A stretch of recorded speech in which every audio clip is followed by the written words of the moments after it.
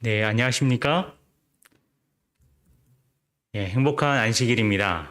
우리 또 온라인으로 함께 또 예배에 참석하시는 모든 성도님들, 그리고 또 이 자리에 계시는 성도님들 모두 환영하고 또 반갑습니다.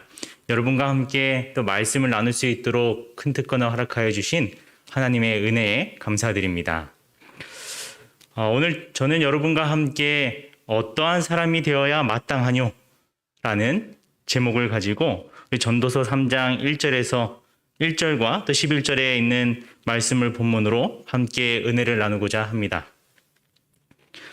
우리 먼저 본문 성경절인 전도서 3장 1절과 11절에 있는 말씀을 함께 보도록 하겠습니다. 네, 우리 눈으로 그리고 또 입으로 함께 낭독해 주시면 감사하겠습니다. 시작.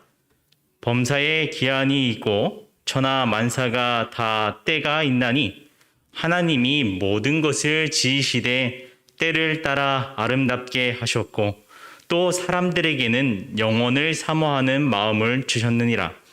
그러나 하나님이 하시는 일의 시종을 사람으로 측량할 수 없게 하셨도다. 아멘. 네, 말씀을 시작하기 전에 제가 여러분에게 간단한 퀴즈를 하나 준비했습니다. 어렵지 않고 간단한 퀴즈인데요. 다음 보이는 영상을 보시면서 빈칸에 들어갈 말이 어떤 말인지 한번 맞춰보시는 것입니다. 소리는 없고요. 우리 영상만 한번 있으니 한번 보시면 좋겠습니다.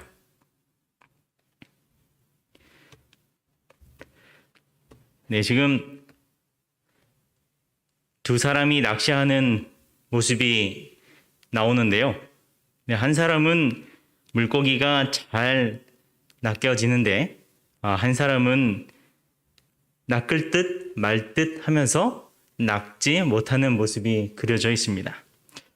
네, 다음 영상을 보시면서 퀴즈입니다. 인생은 땡땡땡이다. 혹시 정답을 아시겠습니까? 네, 결국은 한 마리도 낚지 못한 채, 네. 인생은 무엇일까요? 네, 인생은 타이밍이다. 라는 말이 있습니다. 같은 일이라 할지라도 언제 하느냐에 따라 전혀 다른 결과를 낳는 경우를 많이 보게 됩니다.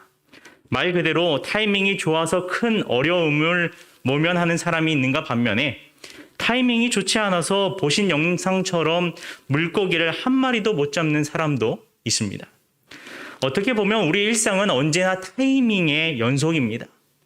조금만 더 일찍 일어났다면 출근하는 버스를 놓치지 않았을 텐데 버스를 놓침으로 그 사람의 인생이 어떻게 바뀔지는 사실 아무도 모르는 일이죠. 사실 오늘 저와 여러분과의 만남도 마찬가지입니다. 그냥 스쳐 지나가는 많은 사람들 중에 한 사람으로 남을 수 있었지만 온라인으로나마 함께 말씀을 나누고 이렇게 인연을 맺게 된 것은 여러분의 타이밍과 저의 타이밍이 딱 맞았기 때문입니다. 그런 의미로 볼 때 우리의 인생에서 누군가와 만난다는 것, 그것이 부부로든 또는 직장 동료로든 또는 이웃 사촌으로든 그리고 성도의 교제로 만난다는 것은 정말로 대단한 것이 아닐 수 없습니다. 그런 의미로 볼 때 내 옆에 있는 사람이 소중한가요? 너무나 소중한 사람인 것입니다. 이 만남이 원하옵기는 하늘까지 이어지는 만남이 되기를 간절히 소망합니다. 그리고 오늘 저희들이 읽은 성경도 말하기를 범사에 기한이 있고 천하 만사가 다 때가 있다라고 말합니다. 다시 말하면 타이밍이 있다는 것입니다. 그렇다면 인생은 타이밍이라는 명제 아래 세상과 하나님을 믿는 우리들과의 차이점은 무엇일까? 제가 그 부분을 곰곰이 생각해 보니 차이점이 분명히 있더라고요. 세상과 성경이 말하는 타이밍의 차이는 누가 그 타이밍을 결정하는가에 달려 있습니다. 어떻게 보면 이 세상에서 말하는 굿 타이밍 좋은 타이밍의 기준은 건강, 재물, 출세, 명예 등에 있는지 모르겠습니다. 하지만 세상이 봤을 때 지금 내 상황이 아무리 타이밍이 좋지 않는다 할지라도 성경으로 보았을 때는 정말 좋은 타이밍일 수 있다는 것입니다. 왜냐하면 성경에서 말하는 좋은 타이밍이란 하나님의 때를 아는 것이기 때문에 그렇습니다. 그래서 이 세상이 말하는 모든 좋은 타이밍을 다 가지고 있는다 할지라도 내가 건강하고 재물도 있고 명예도 있고 높은 지위에 있는 좋은 타이밍이 있다 할지라도 내가 지금 하나님의 때를 모르고 있다면 그것은 성경적으로 볼 때 무슨 타이밍이에요? 배드 타이밍이에요. 우리가 성경에 기록된 많은 믿음의 선조들의 삶을 봐도 알 수 있습니다. 야곱은 좋은 타이밍을 위해 아버지를 속였고 모세는 자신의 좋은 타이밍을 잡기 위하여 애굽 병사를 죽였습니다. 하지만 그들이 생각하는 좋은 타이밍이 하나님이 보실 때는 아직 아니었던 것입니다. 그 결과 야곱은 형을 피해 모세는 애굽을 피해 도망자 신세가 되어버렸죠. 그리고 그들이 도망자 신세로 전락했을 때 아마도 세상은 그들을 가리켜 이제 저 사람들은 때를 놓쳤어. 이제는 출세할 나이도 지났고 이제는 세상적으로 봤을 때 때를 놓친 사람들이야 라고 여겼을 것입니다. 하지만 오히려 그들이 도망자 신세로 있는 그 기간이 하나님이 보실 때는 그들에게 나타나실 가장 좋은 타이밍이었다는 것입니다. 성경에서 우리에게 가장 좋은 타이밍의 예를 보여주는 한 가지를 더 들어보겠습니다. 그것은 바로 여러분이 잘 알고 계시는 십자가입니다. 예수님은 십자가 위에서 돌아가시면서 다 이루었다라고 말씀하십니다. 그런데 정작 제자들과 사람의 눈으로 볼 때 십자가는 이루어진 게 하나도 없었을 뿐 아니라 예수님께서 이 세상의 왕이 될 수 있는 가장 좋은 타이밍을 놓친 사건이었습니다. 그래서 실망과 낙담과 좌절로 가득했죠. 왜냐하면 여전히 눈에 보이는 것은 로마의 식민지를 벗어나지 못한 억압과 병으로 인한 슬픔, 이별로 인한 아픔이 가득하였기 때문에 그렇습니다. 세상의 기준으로 볼 때 예수님의 십자가는 정말 배드 타이밍입니다.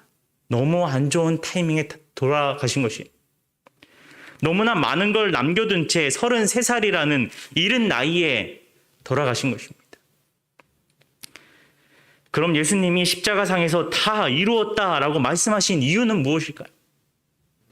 그것은 예수님께서 3년 반이라는 공생애를 하시고 십자가에 돌아가시는 것이 정확하게 하나님의 스케줄과 타이밍이었기 때문에 그렇습니다. 우리가 사복음서를 읽어보면 예수님의 탄생부터 십자가에 달려 돌아가실 때까지 그분의 삶은 전적으로 하나님의 타이밍에 맞춰서 사셨습니다. 때가 참에 이 땅에 태어나셨고 아직 때가 아닐 때는 자신의 몸을 숨기셨지만 때가 이르자 십자가에 달려 돌아가신 것입니다. 이처럼 예수님은 하나님이 가지신 계획과 타이밍을 전적으로 신뢰하는 삶을 사셨습니다. 여러분 다시 한번 기억하시기 바랍니다. 가장 좋은 타이밍은 하나님이 나에게 원하시는 그 시간에 그분의 뜻을 따르는 것이라는 것을 말입니다. 그러므로 오늘날 우리가 어떠한 사람이 되어야 마땅한지를 알기 위해서 선행되어야 할 것은 오늘날이 성경적으로 어떤 타이밍인가 어떤 때인가 하는 것입니다. 그리고 성경의 제도 가운데 각 시대의 타이밍을 알려주는 구원의 청사진이라고도 불리는 제도가 있는데 그것이 무슨 제도예요? 그것이 성소 제도입니다. 구약에서 성소 제도와 함께 지켰던 절기들은 이중적인 의미를 가지고 있습니다. 하나는 그 당시를 위한 제도요, 또 하나는 이 세상을 구원하시는 하나님의 계획이 담겨 있습니다. 그래서 우리가 이것을 구원의 청사진이라고 부르는 이유이기도 합니다.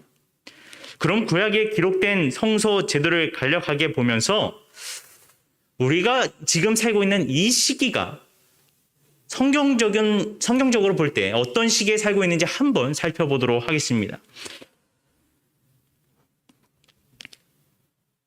성서와 함께 지켰던 절기를 살펴보면 크게 7가지의 절기로 나눠지는데요. 이것을 다 살펴보지 않고 이 절기가 실제적으로 언제 이루어졌고 지금은 어느 시대인지만 살펴보도록 하겠습니다. 역사적으로 1798년 교황권이 몰락한 이후에 성서 공예들이 발족되면서 성경이 대량 생산되고 성경을 자유롭게 보게 되면서 재림에 대한 관심이 고조되기 시작합니다. 그리고 1831년 저희가 잘 알고 계시다시피 윌리엄 밀러의 재림운동이 범교단적으로 일어났습니다. 그러므로 절기가 의미하는 실체가 이 표를 보시면 이미 어디까지 이루어진 것이냐 하면 나팔절까지는 이루어진 것입니다. 그리고 장래에 이뤄질 초막절을 제외하면 현재 우리가 살고 있는 이 시대가 속해 있는 절기는 어디예요? 대속제일 시대에 살고 있는 것입니다. 그러면 이 대속제일은 무엇을 하는 때였을까? 구약 성경은 대속제일 봉사가 어떻게 이루어지는지 잘 설명해 주고 있는데요. 그것을 제가 간략하게 설명을 좀 드리면요. 매일 드리는 제사로 우리의 죄는 대속물로 전가되고 그 대속물에 전가된 피가 성소에 뿌려지면서 죄는 다시 성소로 옮겨지게 됩니다. 그러므로 나의 죄는 이미 대속물로 옮겨졌지만 아직 죄 자체는 어디에 남아있게 돼요? 성소에 남아있게 됩니다. 그래서 1년에 한 번 대제사장에 의해 이 성소를 정결케 하는 봉사, 즉 죄 자체가 씻어지는 죄 도말이 이루어졌는데 그것이 바로 대속제일입니다. 이것을 위해 대제사장은 지성소에 들어갈 때 2마리의 염소 새끼를 끌고 옵니다. 그래서 한 마리는 여호와를 위하여 또 한 마리는 아사셀을 위하여 제비 뽑았습니다.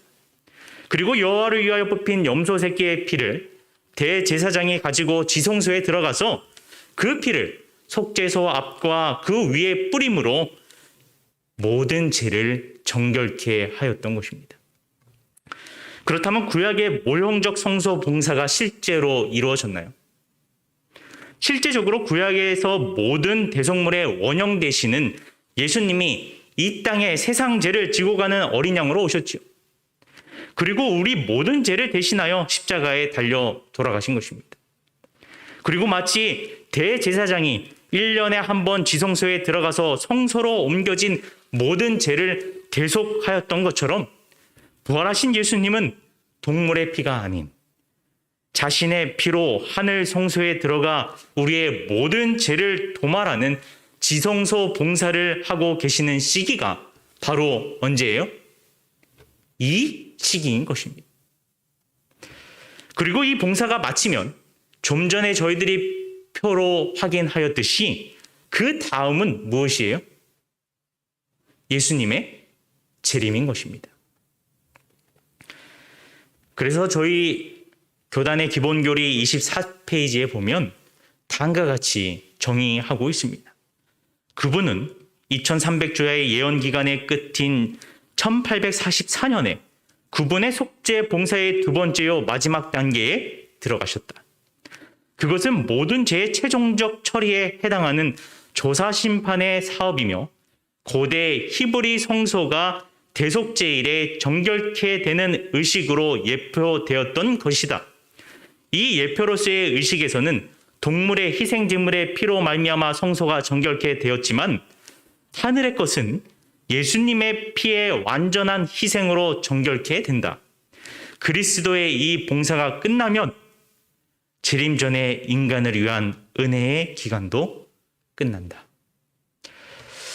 여러분, 사실 저희들이 살고 있는 이 시대가 사실 하늘로 봤을 때, 하나님의 때로 봤을 때는 굉장히 긴박한 시기에 살고 있음에 분명합니다.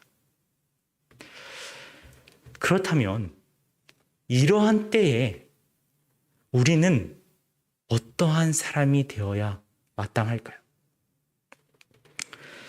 그것을 알기 위해서 구약시대 때 대제사장이 대속제일에 지성소 봉사를 하는 동안 이스라엘 백성들은 과연 성소 밖에서 무엇을 하고 있었을까를 살펴보고자 합니다. 그래서 그 백성들이 대속제일 기간에 무엇을 했는지 살펴보면서 오늘날 실질적으로 우리의 대제사장 되시는 예수님께서 지성소 봉사를 하시는 이 시기에 과연 우리들은 무엇을 해야 될지를 살펴보고자 하는 것입니다. 자, 우리 다 같이 레위기 23장 26절에서 28절을 함께 보고자 합니다. 우리 성경을 가지고 계신 분들은 실질적으로 한번 보셔도 더 좋을 것 같습니다. 레위기 23장 26절에서 28절입니다. 이렇게 말하고 있습니다. 여호와께서 모세에게 말씀하여 이르시되 일곱째 달 열흘날은 속죄일이니 너희는 성회를 열고, 첫 번째입니다, 스스로 괴롭게 하며 여호와께 화제를 드리고 이 날에는 어떤 일도 하지 말 것은 너희를 위하여 너희 하나님 여호와 앞에 속죄할 속죄일이 됨이니라고 말씀하십니다. 구약의 모형적 봉사에 있어서 대제사장이 대속제일의 지성소에 들어가면 온 이스라엘 백성은 성소 주위에 모여가지고 제사함을 받고 회중에게서 끊어지지 않기 위해 행해야 되는 대표적인 두 가지가 있었습니다. 하나는 어떤 일도 하지 않는 것이었고, 다른 하나는 스스로 괴롭게 하는 것입니다. 즉 하지 말아야 할 것과 해야 할 것이 있었다는 것입니다.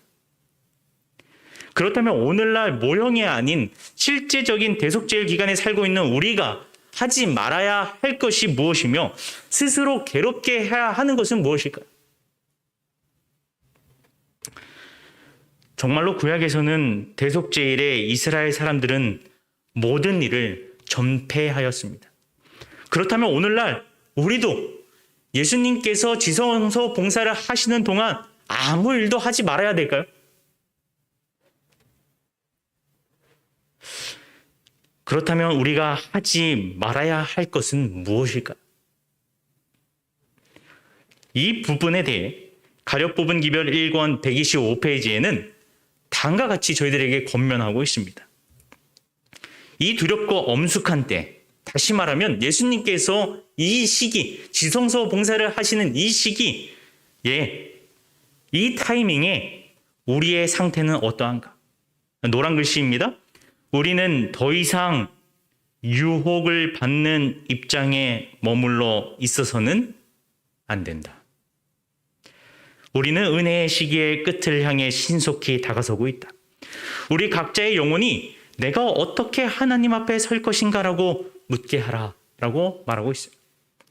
하늘 지성소에서 우리들을 위하여 속죄 사업이 진행되고 있는 동안 우리가 멈춰야 할, 우리가 하지 말아야 할 것이 무엇이냐?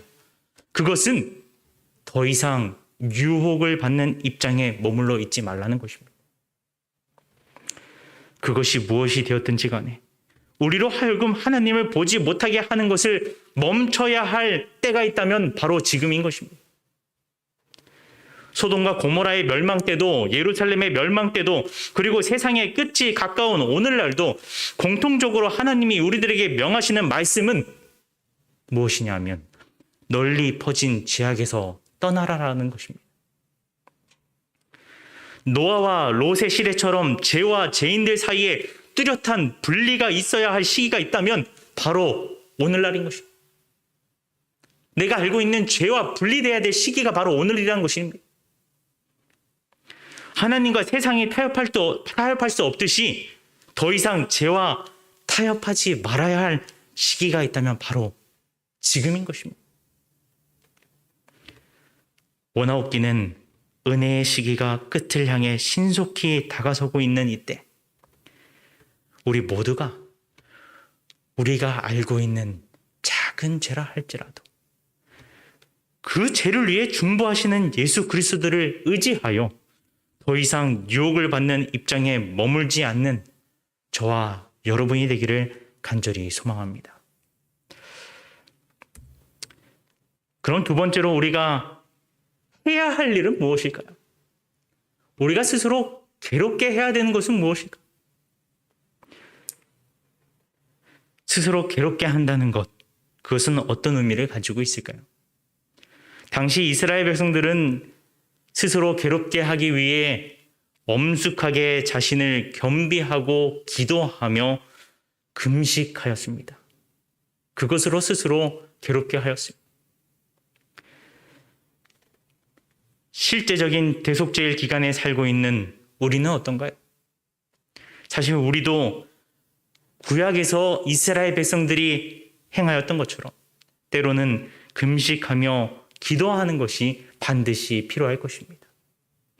그런데 성경은 그것도 중요하지만 우리가 오늘날 잊지 말아야 할 스스로 괴롭게 하는 것이 무엇인지를 이사야 선지자를 통해 다시 한번 알려주고 계십니다. 우리 이사야 58장 3절에서 9절에 있는 말씀인데요. 이 말씀은 좀 길어가지고 제가 화면으로 가져오지 않았습니다. 우리 가지고 계신 성경을 통해서 같이 성경을 펼쳐서 눈으로 확인하시면서 읽어보시면 좋을 것 같아요. 이사야 58장 3절에서 9절에 있는 말씀입니다. 네, 우리 같이 한번 성경을 펼쳐서 한번 보도록 하겠습니다. 이사야 58장 3절에서 9절에 있는 말씀입니다. 제가 읽겠습니다. 우리 성경 없으신 분들은 그냥 제가 읽으시는 성경절을 귀로 들으셔도 좋겠습니다. 우리가 금식하되 어찌하여 주께서 보지 아니하시오며 우리가 마음을 괴롭게 하되 어찌하여 주께서 알아주지 아니하시나이까? 내가 지금 스스로 괴롭게 하고 있는데 왜 하나님은 나를 알아주지 않습니까? 라고 말하고 있는 것입니다. 보라, 너희가 금식하는 날에 오락을 구하며 온갖 일을 시키는도다. 보라, 너희가 금식하면서 논쟁하며 다투며 악한 주먹으로 치는도다. 너희가 오늘 금식하는 것은 너희의 목소리를 상달하게 하려는 것이 아니니라. 이것이 어찌 내가 기뻐하는 금식이 되겠으며 이것이 어찌 사람이 자기의 마음을 괴롭게 하는 날이 되겠느냐. 사실 그것이 나에게 진정으로 스스로 괴롭게 하는 날이 되지 못한다라는 것입니다. 그의 머리를 갈대같이 숙이고 굵은 배와 죄를 펴는 것을 어찌 금식이라 하겠으며 여호와께 연락될 날이라 하겠느냐. 그러면서 하나님께서 우리들에게 원하시는 스스로 괴롭게 하는 것이 무엇인지 말씀해 주고 계십니다. 6절입니다. 내가 기뻐하는 금식은 흉악의 결박을 풀어주며 멍에의 줄을 끌어주며 압제 당하는 자를 자유하게 하며 모든 멍에를 꺾는 것이 아니겠느냐. 또 줄인 자에게 내 양식을 나누어 주며 유리하는 빈민을 집에 들이며 헐벗은 자를 보면 입히며 또 내 골육을 피하여 스스로 숨지 아니하는 것이 아니겠느냐. 그리하면 내 빛이 새벽같이 비칠 것이며 내 치유가 급속할 것이며 내 공의가 내 앞에 행하고 여호와의 영광이 내 뒤에 호위하리니 내가 부를 때에는 나 여호와가 응답하겠고 내가 부르짖을 때에는 내가 여기 있다 하리라. 지금 하나님이 선지자 이사야를 통해 우리가 행해야 할 스스로 괴롭게 하는 것에 참된 의미를 말해주고 계시는데 그것이 무엇이에요? 복음으로 죄에 눌린 자를 놓아주며 내 주변에 지극히 작은 자를 외면하지 않고 그들을 돌봐주는 것임을 말해주고 있는 것입니다. 오늘 설교 제목이 어떠한 사람이 되어야 마땅하뇨라는 제목인데요. 이 질문은 베드로가 마지막 시대 은혜의 시기가 맞춰지려는 이때에 이 땅에 있을 일들을 내다보고 우리들에게 던진 질문입니다. 그러면서 베드로도 말하기를 만물의 마지막이 가까웠으니 은혜의 시기가 마칠 때가 가까웠으니 우리가 해야 할 일에 대해 다음과 같이 기록하고 있는데요. 베드로전서 4장 7절에서 8절입니다. 베드로도 스스로 괴롭게 하는 것에 대한 정의를 같은 의미로서 적용하며 다음과 같이 이야기합니다. 만물의 마지막이 가까이 왔으니 그러므로 너희는 정신을 차리고 근신하여 기도하라. 스스로 괴롭게 하는 것이. 근데 여기서 끝나는 것이 아니에요. 8절에 무엇이라고 말해요?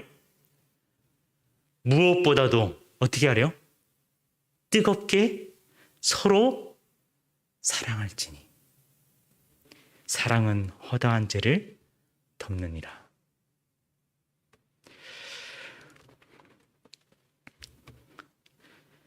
구약에 기록된 모형적 성소 제도는 모형의 실체 되시는 예수님이 십자가에 달려 돌아가시면서 끝이 났습니다. 예수님이 돌아가신 금요일 오후 3시경, 그 시간은 제사장들이 매일 드리는 제사가 진행되고 있었습니다.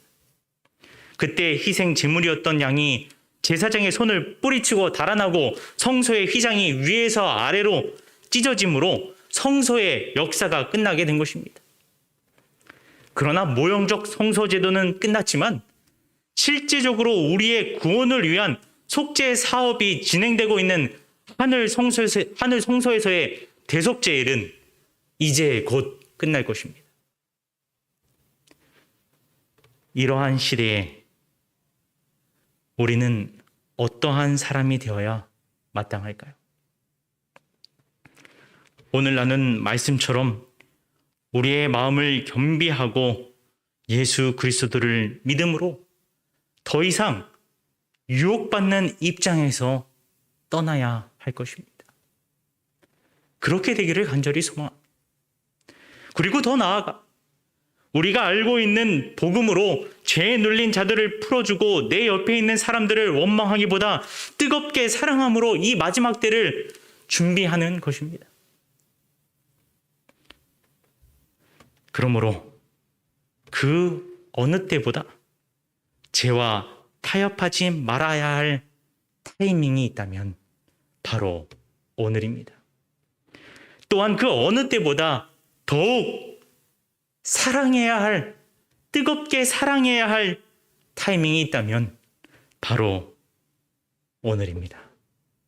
여러분, 오늘 이 안식일 유혹받는 입장에서 떠나시고 내 옆에 있는 사람을 하나님의 사랑으로 더 뜨겁게 사랑함으로 이 마지막 시대 재림의 때를 기다리는 저와 여러분이 되기를 간절히 소망하면서 오늘 말씀을 줄이도록 하겠습니다. 함께 기도하겠습니다.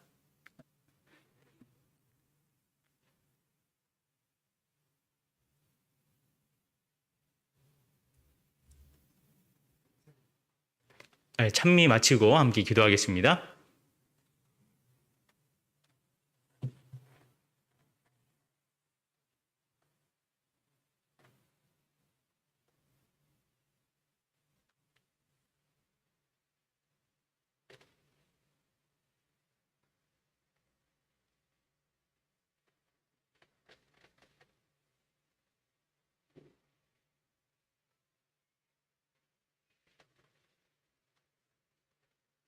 (16장) 찬양하시겠습니다.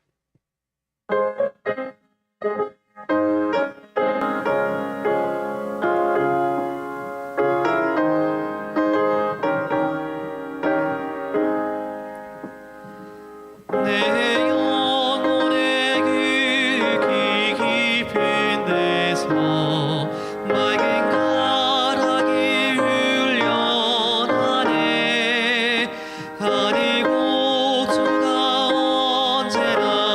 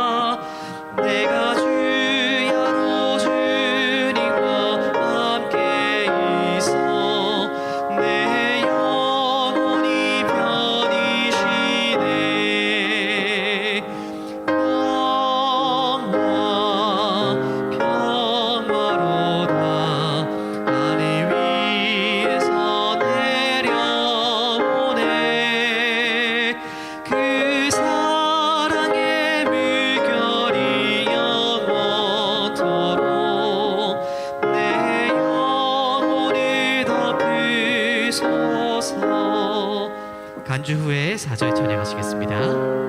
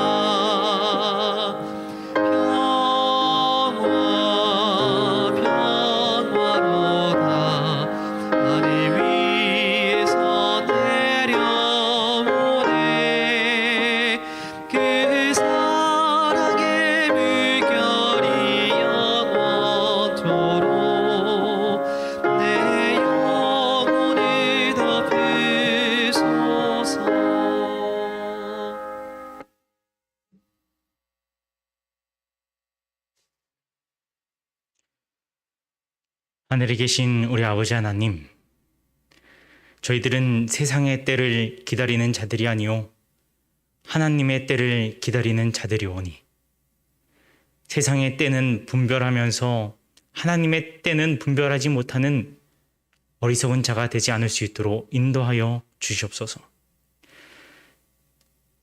세상이 점점 마지막을 향해 나아가면서 더 큰 유혹과 죄의 물결이 휩쓸고 있습니다. 그리고 사랑은 식어져 가고 있습니다. 이러한 때에 오늘 저희들에게 해야 할 일을 말씀하여 주셨사오니 내가 알고 있는 죄의 유혹에서 떠나게 하여 주시며, 무엇보다도 뜨겁게 서로를 사랑함으로 예수님의 재림을 기다리는, 같이 머리 숙여 기도하는 모든 성도님들 될 수 있도록 인도하여 주셨기를 사랑이신 예수님 이름으로 간절히 기도드립니다. 아멘.